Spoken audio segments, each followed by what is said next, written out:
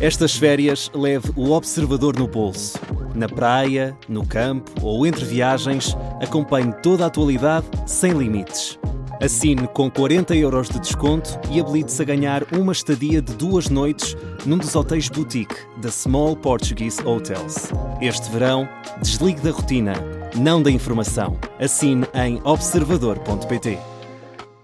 Observador.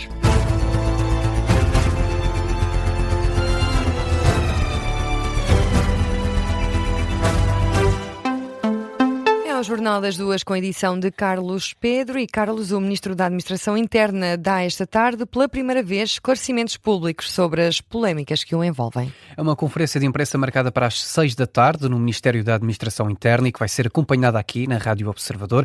Mais de 2 semanas depois do início da polémica, é a primeira vez que Luís Neves presta esclarecimentos públicos sobre estes casos que decorrem da investigação da TVI CNN Portugal e do jornal Nascer do Sol.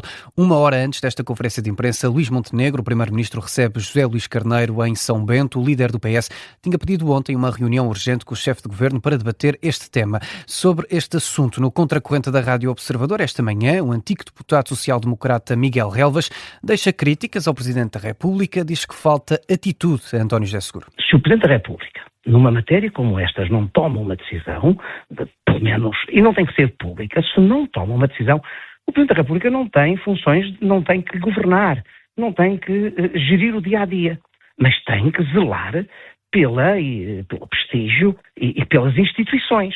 O silêncio do Presidente da República assusta-me. Assusta-me porque ou sabe algo que nós não sabemos, e isso obriga a que ele tenha que intervir. Miguel Relvas, antigo deputado e ministro do PSD, esta manhã, no contracorrente da Rádio Observador, aconselha António José Seguro a quebrar o silêncio e a zelar pelo prestígio das instituições. E em destaque também hoje os polémicos áudios de Pedro Proença, divulgados ontem. A Rádio Observador convidou antigos árbitros e dirigentes para analisar o tema numa edição especial do Sem Falta. Pedro Henriques considera que deve existir um reset na arbitragem portuguesa. Desde o caso de Duarte Gomes, as investigações do Ministério Público no Conselho de Arbitragem, até aos áudios de Pedro Proença, o líder da Federação Portuguesa de Futebol. Pedro Henriques considera que é necessário haver pessoas diferentes na arbitragem portuguesa. É preciso fazer aqui um reset, ter outras pessoas, pessoas diferentes para que possam efetivamente levar para a frente esta questão da identidade externa, por causa de tudo isto que tem vindo a ser falado, que é a questão da nomeação, quem nomeia, ou seja, estar um bocadinho fora desta estrutura.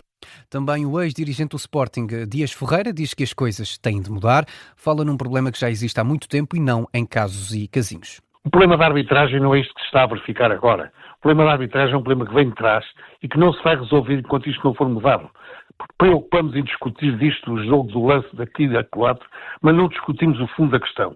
E o fundo da questão é que a arbitragem nunca será mudada enquanto for dirigida, que é o termo dirigida e controlada por um organismo de classe. O organismo de classe não tem nada a ver com a arbitragem. Tem a ver com a defesa dos interesses dos árbitros e, portanto, esse interesse corporativo transmite-se à arbitragem e depois defende-se uns aos outros e nunca se vai ao verdadeiro problema. O problema está na Federação Portuguesa de Futebol, está nos seus estatutos, está no poder que é dado à APAF, está nessas situações todas que nunca ninguém quer enfrentar. Já Bruno Batista, que foi candidato a vice-presidente do Benfica, foca-se no caso do áudio de Pedro Proença sobre os encarnados, alegadamente com Fernando Seara.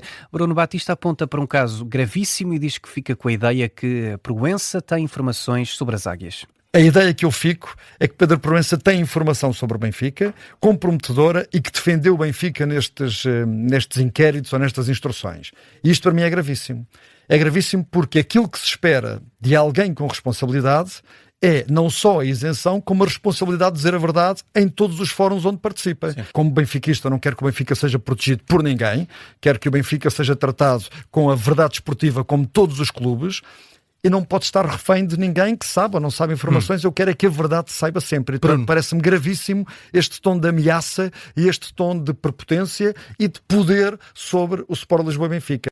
Alguns dos destaques deste episódio especial do Sem Falta, já disponível em podcast, sobre as polémicas e os escândalos recentes na arbitragem portuguesa. Seguimos com as notícias. O incêndio em Valpaços, no distrito de Vila Real, há entradas cortadas e o combate às chamas está a ser dificultado pelo nevoeiro.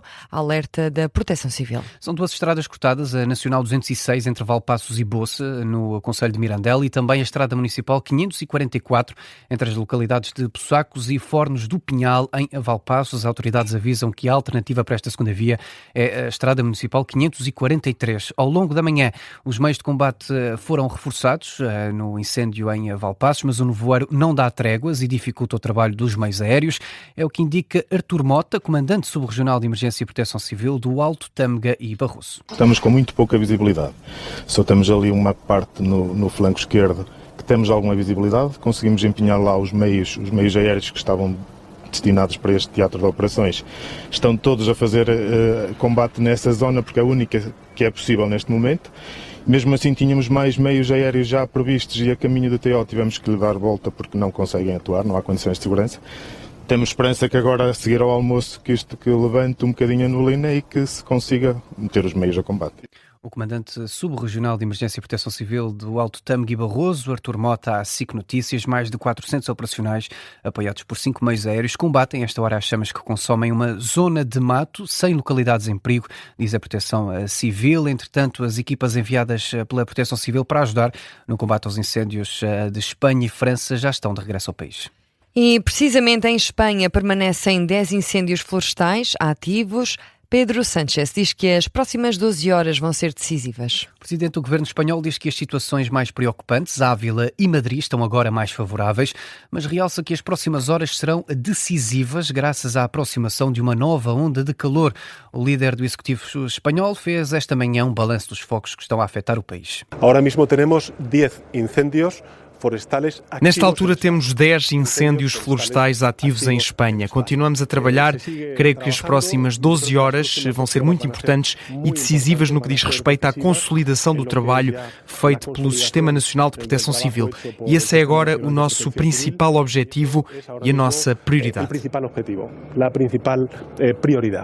O presidente do governo espanhol, Pedro Sánchez, esta manhã de visita ao posto de comando avançado de Navalcarnero, em Madrid. E agora, Carlos, que outras notícias marcam a atualidade?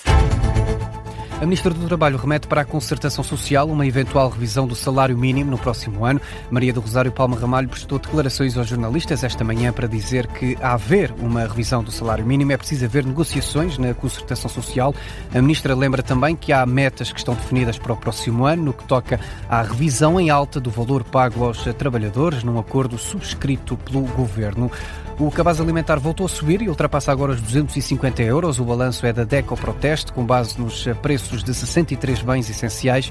O novo valor apresenta um aumento face à descida de cerca de 5 euros na semana anterior. No início do ano, para comprar o mesmo cabaz, os consumidores gastavam menos 11 euros. No Médio Oriente, o Irão rejeitou uma nova proposta de Oman para a gestão conjunta do Estreito de Hormuz. A notícia é avançada pelo Le Monde, de França, que cita uma entrevista do vice-ministro iraniano dos Negócios Estrangeiros à televisão estatal do país. O modelo inspira-se no Estreito de Malacca, administrado pela Indonésia, Malásia e Singapura. Um dos utilizadores da rota marítima contribui para os custos associados à segurança da navegação. Ora, de acordo com o responsável iraniano, a proposta de Oman previa a divisão do Estreito em 2 vias navegáveis, cada uma destinada a acomodar 50% dos navios. O Irão rejeitou e apresentou uma contraproposta. E assim terminamos o Jornal das 2, edição do jornalista Carlos Pedro. Está de regresso às 2h30. Até já. Até já.